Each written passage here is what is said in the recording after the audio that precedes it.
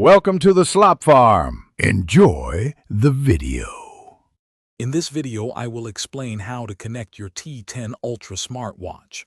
First, ensure your watch has at least 75% battery life for a stable connection. Then, power on your watch by pressing and holding the side button for 3 seconds. Next, prepare your smartphone for pairing by turning on its Bluetooth, which we will cover in more detail shortly. The next crucial step is installing the official companion application, usually named Fit Pro. You can easily find this application by searching your phone's App Store, whether it is the App Store or Google Play. Once found, download and install it onto your smartphone.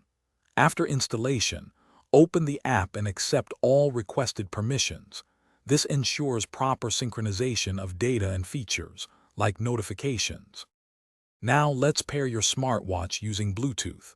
First, make sure Bluetooth is enabled on your smartphone. You can usually toggle this in your quick settings panel. Then, open the Fit Pro app and look for an option like Add Device or Bind Device. The app will scan for your T10 Ultra, which should appear in the list. Tap on your watch to begin the connection. Once selected, both your watch and phone might display a confirmation message. Simply accept it on both devices.